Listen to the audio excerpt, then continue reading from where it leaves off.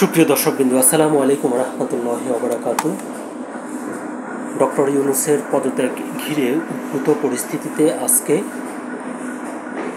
প্রধান উপদেষ্টার নেতৃত্বে উপদেষ্টা পরিষদের বৈঠক অনুষ্ঠিত হয়েছে এবং উপদেষ্টা পরিষদ একটি বিবৃতি দিয়েছে, যার যে খবরটিকে ঘিরে দৈনিক প্রথম আলো শিরোনাম করেছে, উপদেষ্টা পরিষদের বিবৃতি দায়িত্ব পালন অসম্ভব করে তুললে জনগণকে সঙ্গে নিয়ে সিদ্ধান্ত নেবে সরকার। যদি পরাজিত শক্তির ইন্ধনে এবং বিদেশি ষড়যন্ত্রের অংশ হিসেবে সরকারের উপর আরোপিত দায়িত্ব পালনকে অসম্ভব করে তোলা হয়, তবে সরকার সব কারণ জনসমক্ষে উত্থাপন করে পরবর্তী সিদ্ধান্ত গ্রহণ করবে।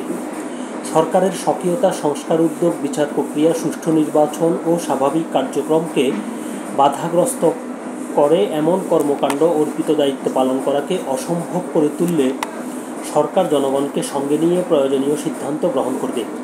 আজ শনিবার দুপুরে উপদেষ্টা পরিষদের অনির্ধারিত বৈঠক শেষে এক বিবৃতিতে এই কথা জানানো হয়। অন্তর্বর্তী সরকারের প্রধান উপদেষ্টার প্রেস উইং থেকে এই বিবৃতিটি পাঠানো হয়। বিবৃতিটি হুবহু তুলে ধরা হলো। আজ শনিবার জাতীয় অর্থনৈতিক পরিষদের সভা শেষে উপদেষ্টা পরিষদের এক অনির্ধারিত বৈঠক অনুষ্ঠিত হয়। বৈঠকে অন্তর্বর্তীকালীন সরকারের উপর অর্পিত 3টি প্রধান দায়িত্ব নির্বাচন, সংস্কার ও বিচার বিষয়ে বিস্তারিত আলোচনা হয়।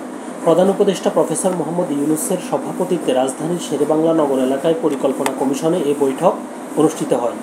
এসব দায়িত্ব পালনে বিভিন্ন সময় নানা ধরনের অযৌক্তিক দাবি দেওয়া, উদ্দেশ্য প্রণোদিত ও এখতিয়ার বহির্ভূত বক্তব্য এবং কর্মসূচি দিয়ে যেভাবে স্বাভাবিক কাজের পরিবেশ বাধাগ্রস্ত করে তোলা হচ্ছে এবং জনমনে সংশয় ও সন্দেহ সৃষ্টি করা হচ্ছে, তা নিয়ে বিস্তারিত আলোচনা হয় বৈঠকে। দেশকে স্থিতিশীল রাখতে, নির্বাচন, বিচার ও সংস্কার কাজ এগিয়ে নিতে এবং চিরতরে এই দেশে স্বৈরাচারের আগমন প্রতিহত করতে বৃহত্তর ঐক্য প্রয়োজন বলে মনে করে উপদেষ্টা পরিষদ। এই বিষয়ে অন্তর্বর্তী সরকার রাজনৈতিক দলগুলোর বক্তব্য শুনবে এবং সরকারের অবস্থান স্পষ্ট করবে। শত বাধার মাঝেও গোষ্ঠী স্বার্থকে উপেক্ষা করে অন্তর্বর্তী সরকার তার উপর দায়িত্ব পালন করে যাচ্ছে। যদি পরাজিত শক্তির ইন্ধনে এবং বিদেশি ষড়যন্ত্রের অংশ হিসেবে সরকারের উপর আরোপিত দায়িত্ব পালনকে অসম্ভব করে তোলা হয়, তবে সরকার সব কারণ জনসমক্ষে উত্থাপন করে পরবর্তী সিদ্ধান্ত গ্রহণ করবে। অন্তর্বর্তীকালীন সরকার জুলাই অভ্যুত্থানের জনপ্রত্যাশাকে ধারণ করে, কিন্তু সরকারের সক্রিয়তা, সংস্কার উদ্যোগ, বিচার প্রক্রিয়া, সুষ্ঠু নির্বাচন ও স্বাভাবিক কার্যক্রমকে বাধাগ্রস্ত করে এমন কর্মকাণ্ড অর্পিত দায়িত্ব পালন করাকে অসম্ভব করে তুললে সরকার জনগণকে সঙ্গে নিয়ে প্রয়োজনীয় সিদ্ধান্ত গ্রহণ করবে। এটি ছিল সরকারের উপদেষ্টা দলের বিবৃতি। আল্লাহ হাফেজ।